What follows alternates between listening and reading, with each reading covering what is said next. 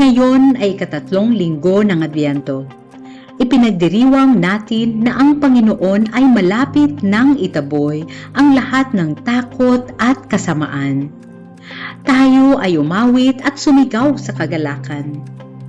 Ang mga damit at ang kandila ng Adbyento para sa linggong ito ay rosas upang ipaalala sa atin na talagang darating ang Panginoon at para tayo ay maghanda sa kanyang pagdating ng may kagalakan sa ating mga puso. Sinasabi sa atin ng mga pagbasa ngayon na hindi tayo dapat magpadaig sa kadiliman sa mundo. Ngunit ituon ang ating mga mata sa katotohanan na ang Panginoon ay darating sa bawat isa sa atin na nagdadala ng mabuting balita. Dapat nating ibaling ang ating tingin sa Kanya na siyang magiging lakas natin na nagbibigay ng tubig na maiinom mula sa mga balon ng kaligtasan. Dapat tayong sumigaw at umawit sa kagalakan na siya ay dumating sa atin. Halina at mamuhay sa paraang maliwanag sa lahat na ang Panginoon ay malapit at walang dapat na katakutan. Itatapon niya ang lahat ng alalahanin at pagkabalisa sa kanyang pagdating. Isabuhay ang pagtitiwala sa kanya na lahat ng ating kailangan.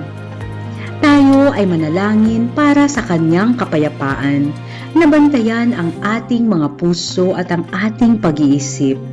Siya ay lagi nating kasama. Gayunpaman, dapat nating tandaan na siya ay dumating, hindi lamang para sa atin, kundi para sa lahat ng tao sa ating paligid. At dapat nating dalhin ang mabuting balitang ito sa mga taong hindi nakakakilala sa Kanya. Habang tayo ay nagagalak sa Kanyang darating na presensya, dapat din tayong maging handa na ibahagi ang kagalakang ito sa iba sa mga praktikal na paraan.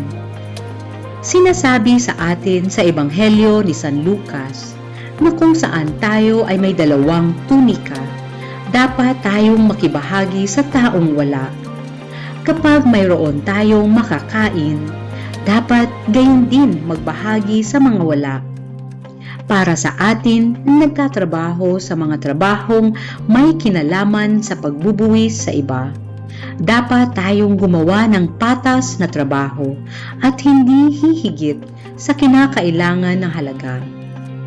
Ang mga kasama natin sa pagtiyak ng seguridad at pagsunod ng mga patakaran ay hindi dapat manakot o mangikil sa libang.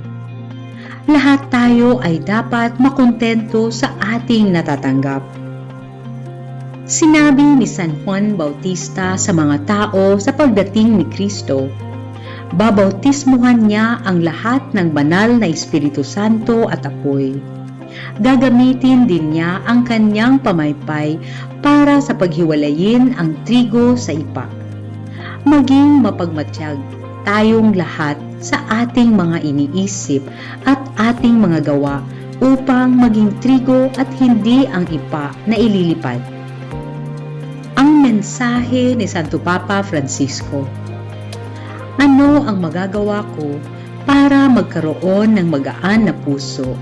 Pusong gising, pusong malaya.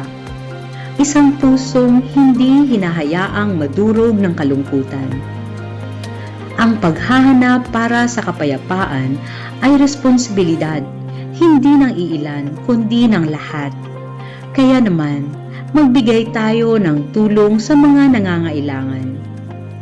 Pakinggan natin ang paanyaya ni Jesus na tumayo at itaas ang ating mga ulo sa langit habang malapit na ang pagtubos at panatilihing magaan at gising ang ating mga puso. Tanungin natin ang ating sarili. Ano ang magagawa ko para magkaroon ng magaan na puso, pusong gising, pusong malaya, isang pusong hindi hinahayaang madurog ng kalungkutan? Manalangin tayo. O Panginoon, Sa Adbyento na ito, habang sinisindihan namin itong kulay rosas na kandila ng mga pastol ng kagalakan, dalangin namin, buksan mo ang aming mga puso at isipan upang matanggap ng kagalakan ang iyong pagtubos. Tulungan mo kaming ihanda ang aming isipan at ang aming mga puso na tanggapin ka at ang iyong pagmamahal sa pamamagitan ng pagbabahagi ng aming kagalakan sa aming kapwa. Purihin ka, Panginoon, sa iyong kadakilaan at pag-ibig. Tulungan mo kaming magmahal gaya ng pagmamahal mo sa amin. Dumating ka na, Panginoon, hinihintay ka namin. Amen.